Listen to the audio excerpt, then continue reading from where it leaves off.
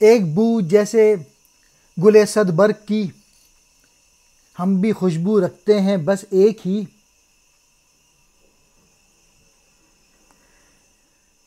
جو بھی ہم ہیں اور جہاں بھی ہے قیام، ایک ہیں وہ، ان سے ہے اپنا نظام۔ ان کے دل کا راز تھا گویا میں، ان کے نعرے سے ہوا افشاں میں، ان کی دھن ہی اس نے خاموش میں، نغمے بیکل ہیں میری آغوش میں۔ کیا کہوں ان کی تولا کے لیے، روئی چوب خشک ان سے چھوٹ کے۔ اقبال کہتے ہیں کہ سینکڑوں پتیوں والے پھول کی مانند ہماری خوشبو ایک ہے، اور حضور صلی اللہ علیہ وآلہ وسلم کی ذات گرامی اس نظام کی روح ہے۔ ملت کے پھول اور افراد کو، ملت کو پتیوں سے تشبیہ دی گئی ہے، اور خوشبو ملت کا واحد ہونا ہے۔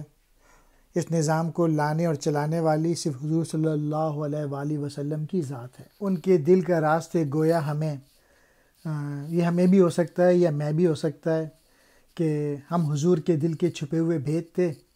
ہم ایک دیرینہ للکار تھے جسے حضور کی ذات نے ظاہر یعنی کلمہ توحید بلند کیا۔ اسی شعر میں علامہ اقبال کہہ رہے ہیں کہ حضور صلی اللہ علیہ وآلہ وسلم کہ عشق کا شور میری خاموش باسری یعنی میرے دل میں برپا ہے، میری آغوش یعنی پہلو میں سینکڑوں نغمے باہر نکلنے کے لیے بے قرار ہیں۔ علامہ کو حضور صلی اللہ علیہ وآلہ وسلم سے انتہائی عشق اور محبت تھی، اس کی بنا پہ ان کا دل اپنے ان والہانہ جذبات کو باہر لانے کے لیے مضطرب ہے۔ پھر آخری شعر میں علامہ اقبال کہہ رہے ہیں کہ میں حضور کی ذات سے محبت کی بات کیا بیان کروں، وہ کیسی ہے، بس اتنا جان لو ایک خوش لکڑی نے حضور کی جدائی میں رونا شروع کر دیا تھا۔ علامہ اقبال بتانا چاہتے ہیں حضور اکرم کی ذات ایک ایسی ذات گرامی ہے جس کی محبت میں صرف انسان ہی نہیں بلکہ بے جان اشیاء بھی گرفتار ہیں۔